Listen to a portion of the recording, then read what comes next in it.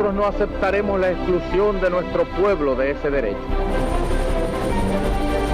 Mr. Gorbachev, tear down this wall.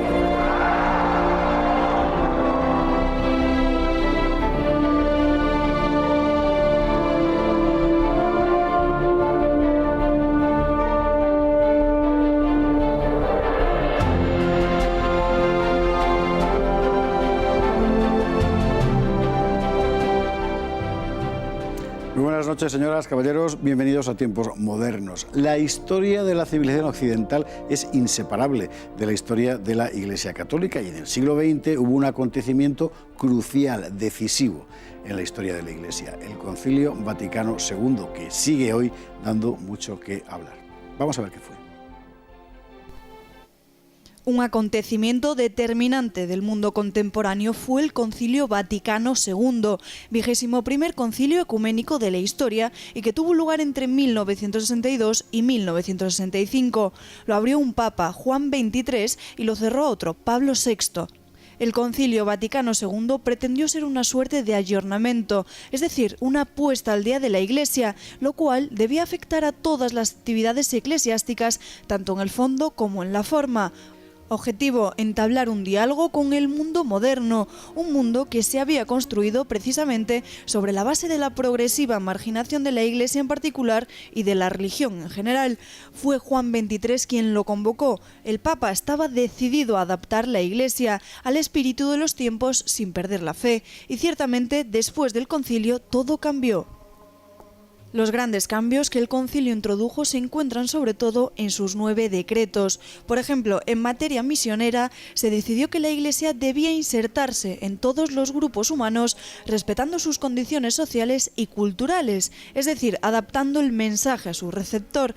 Asimismo, se buscó una renovación de la vida religiosa por la vía de retornar a las fuentes evangélicas y en lo que concierne específicamente a las órdenes, instándolas a participar en la vida común de la Iglesia. El concilio subrayó también que todo hombre tiene derecho a la educación y que la familia es la primera responsable.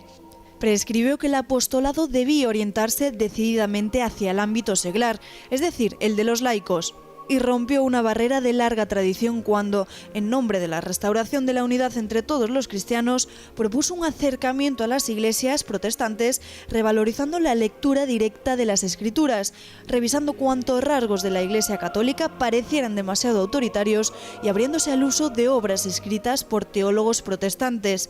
Se reformó toda la liturgia sobre la base de que lo principal era lograr la participación de todos.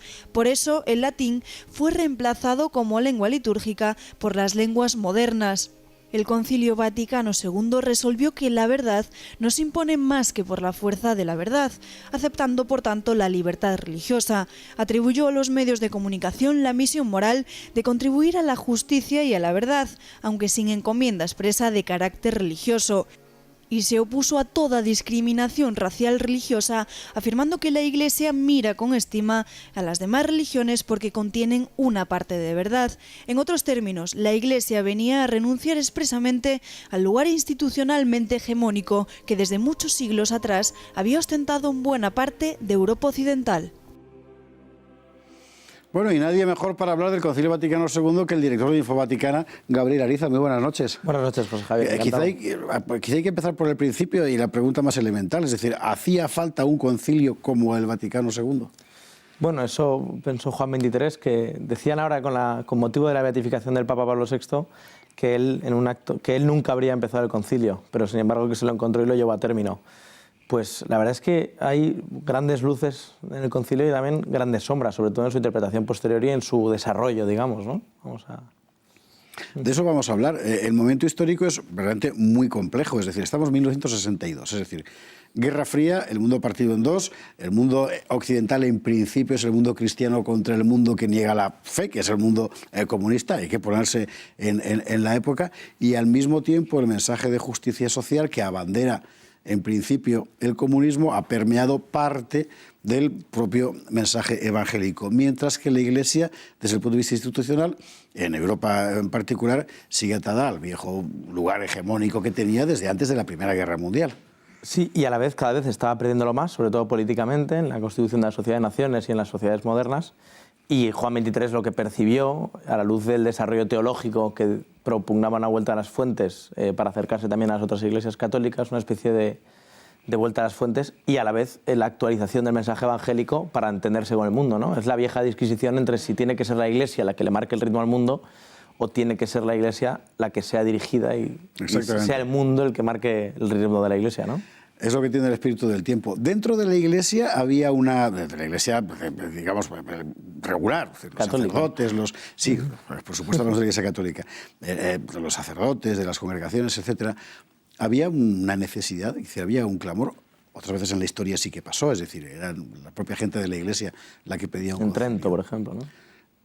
Pues realmente, a la luz de, probablemente, es una pregunta difícil y no tiene una respuesta clara, pero a la luz de lo que ha ocurrido después del concilio, quizá la respuesta sea que no, ¿no? O sea, la vida religiosa ha sufrido una crisis más grande, la crisis más grande de su historia después del Concilio Vaticano II. En Europa, en Occidente, las vocaciones sacerdotales disminuyeron en un 99%, los seminarios se vaciaron. Eso que decía el vídeo, ¿no? De que se invitó a las órdenes religiosas a probar o adaptarse al mundo, pues lo que pasó cuando los seminaristas se fueron a vivir a pisos es que jamás volvieron a los seminarios, ¿no? Lo que pasó y ciertamente fue triste la crisis del posconcilio y fue, pues probablemente buscaban una primavera en la Iglesia y lo que encontraron fue un invierno que todavía dura, ¿no? Desde el punto de vista de la presencia pública, lo que se vio fue una especie de democratización, por así decir, de lo eclesial, de la liturgia, de la tendencia a la participación del feligrés, etcétera, ¿no? Incluso en los propios ritos.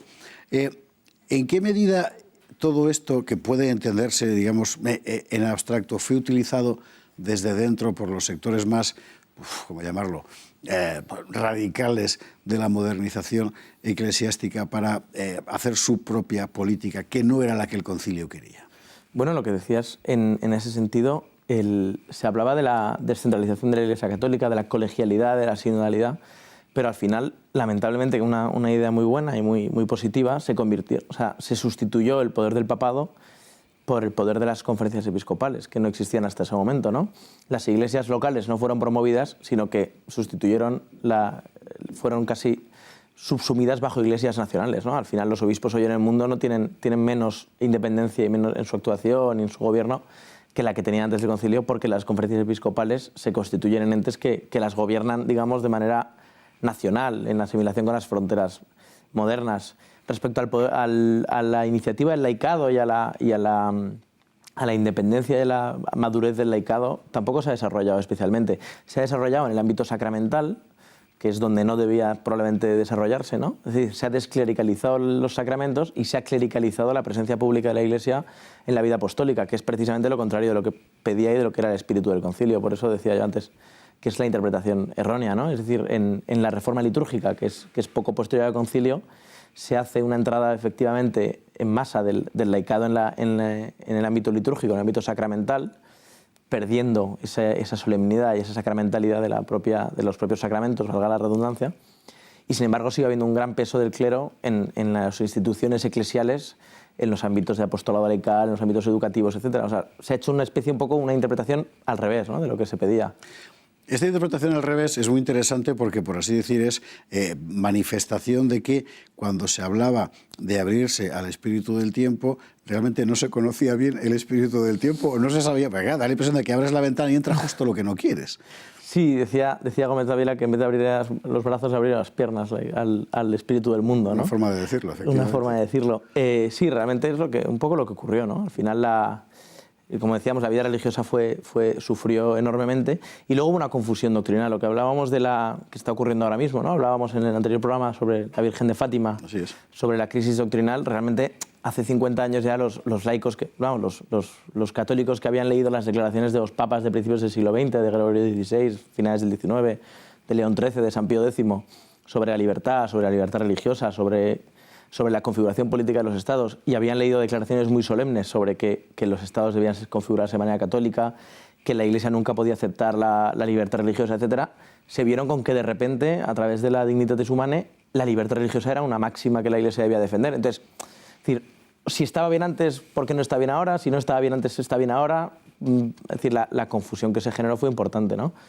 En el plano del fiel de a pie, algo que apareció que era enteramente nuevo era, para entendernos como se vivió en España, lo del cura obrero. Es decir, de repente aparece en el seno de la propia Iglesia una corriente que se identifica muy expresamente con la izquierda social. En el caso de España, donde el régimen de Franco estaba montado sobre la autoridad espiritual de la Iglesia, para el régimen fue letal, pero ocurrió también en otras partes. ¿Eso es realmente un fruto del concilio o eso habría ocurrido con o sin concilio por la propia marcha del mundo? Bueno, es historia ficción y es difícil de saberlo, pero realmente la crisis en los seminarios doctrinal, etcétera, ya estaba antes o sea, hubo desarrollo teológico protestantizante, digamos, o luteranizante desde mucho antes del concilio, ¿no? Y muchos de esos teólogos fueron invitados como consultores a participar en el propio concilio. Quizá el concilio, intentando tender la mano y tender un puente hacia esas interpretaciones de o falsas o equivocadas vueltas al origen y a la escritura, habrían sido también, no sabemos si en mayor o menor medida, probablemente en menor medida, ¿no? Habrían tenido lugar dentro de la Iglesia Católica. Pablo VI lo cierra, y de Pablo VI es la famosa frase de que por la ventana del Vaticano se había colado el mal. Me imagino que eres consciente cuando lo cierra de lo que está cerrando, pero la obra está ya hecha. Bueno, hay un libro maravilloso que es El Rin desemboca en el Tíber, de un periodista alemán americano que cubrió el concilio, y cuenta, Pablo VI sufrió mucho. Tomó dos decisiones muy drásticas en su vida. Una fue la Humane Vitae, que la firmó después de una noche de adoración contra el parecer de sus consejeros y contra el parecer de la Comisión Teológica, que le decían que tenía que abrir la Iglesia a la contracepción, a la modernidad científica en cuanto al principio de la vida, y en una inspiración del Espíritu Santo, por la que luego realmente ha sido enorme para la Iglesia, firmó ese documento. Y la otra fue cuando declaró a María Madre de la Iglesia durante el concilio. Los obispos alemanes, lo cuenta el libro del Rin desemboca en el Tíber, él entró en la sala del concilio y normalmente se levantaban los obispos a recibir al Papa. Entró en la sala del concilio bajo las miradas amenazantes de toda la alianza del Rin, que se llamaba, porque consideraban que eso había sido un golpe en la línea de flotación del ecumenismo y del diálogo con los hermanos protestantes. Aún así, él quiso, por supuesto, porque como dicen, ad Maria nunquam satis, ¿no? De María nunquam satis, de María nunca se dice suficiente, declarar a la Virgen, a María, como madre de la Iglesia. Y eso, vamos, ver probablemente la reacción de tantos obispos tan enfadados por una gloria dada a la Virgen María, un piropo dado a la Virgen María, debió sin duda dejarle alucinado, ¿no? Es decir, en fin, del Concilio Vaticano II podría hablarse otros 3 años como los que duró el concilio, pero nosotros tenemos solo 14 minutos y aquí hemos de cerrar el programa. En todo caso, un acontecimiento trascendental, cuyos efectos, por supuesto, todavía duran y durarán. Gabriel Ariza, muchísimas gracias. Muchas gracias, Javier. Y más información sobre esto y más cosas en Infovaticana. No se lo pierda. Gracias por estar ahí y hasta un próximo programa.